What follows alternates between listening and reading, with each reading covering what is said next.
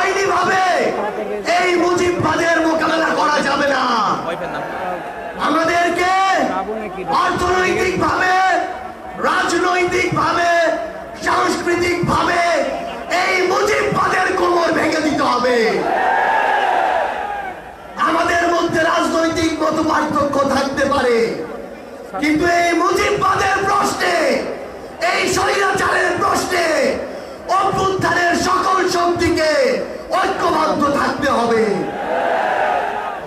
সংগ্রামী সহযোদ্ধারা, এই বাংলাদেশে আবারও নতুন করে মুজিববাদী ভারতপন্থী শক্তিগুলো এখন সক্রিয় হচ্ছে।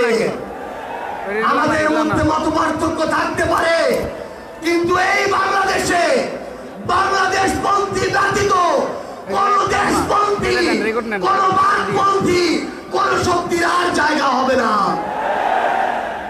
সংগ্রামী সহযোদ্ধারা, এই বাংলাদেশে আর ভারতীয় আধিপত্যবাদের জায়গা হতে দেয়া যাবে না। অন্য যে কোনো দেশের নামের কোন আধিপত্যবাদের জায়গা এই বাংলাদেশে হতে দেয়া যাবে না। সংগ্রামী সহযোদ্ধারা, হাজারের অধিক ছাত্র জনতা জীবন দিয়েছে। আমার হাজার হাজার সহযোদ্ধা আজকে আমার সামনে রয়েছে। আমাদের একটা আকাঙ্ক্ষা ছিল, গত জুলাইয়ে ওই অগাস্টের 5 তারিখে আমাদের যে স্বপ্ন ছিল, আরেক অগাস্ট আসতে চলেছে, আমাদের সেই স্বপ্নগুলো পূরণ হয়নি। অন্তর্বর্তীকালীন সরকারের কাছে আমরা সুশীল সরকারের ভূমিকা চাই না। আমরা তাদেরকে অভ্যুত্থান পরবর্তী সরকারের ভূমিকায় দেখতে চাই। আমরা স্পষ্ট করে বলতে চাই, অভ্যুত্থান পরবর্তী বাংলাদেশে আমাদের বিচার লাগবে। এই বাংলাদেশে খুনি হাসিনার বিচার হতেই হবে। খুনি হাসিনার বিচারের রায় হতেই হবে। খুনি হাসিনার বিচারের রায়ের কার্যকর আমরা দেখতে চাই।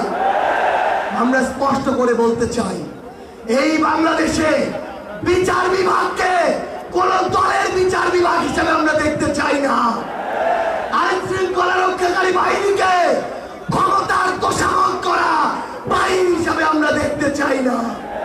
আমরা স্পষ্ট করে আপনাদেরকে বলি, 72-এর মুজিববাদী সংবিধানকে এক পাশে রেখে কোনদিন এই বাংলাদেশপন্থী বাংলাদেশ সম্ভব নয়। আমাদের নতুন সংবিধান লাগবে, আমাদের গণপরিষদ নির্বাচন লাগবে, আমাদের নারীদের অধিকার আমাদের নিশ্চিত করতে হবে, আমাদের সংখ্যালঘু ভাই বোনদের অধিকার আমাদের নিশ্চিত করতে হবে। আমরা 1947 সালের উপনিবেশ বিরোধী যে আকাঙ্ক্ষা, 71-এর স্বাধীনতার যে আকাঙ্ক্ষা, 24-এর মুক্তির যে আকাঙ্ক্ষা, সেই আকাঙ্ক্ষাকে ধারণ করে ঐক্যবদ্ধভাবে আমাদের আগামীর বাংলাদেশ গড়তে হবে। আমরা স্পষ্ট করে সর্বশেষ একটি কথা বলে যাই, ফ্যাসিস্ট বিরোধী 24-এর শক্তি আমাদের ঐক্যবদ্ধ থাকতে হবে। তবে ঐক্যবদ্ধ মানে এই নয় যে আমরা কারো অন্ধভাবে দালালি করব।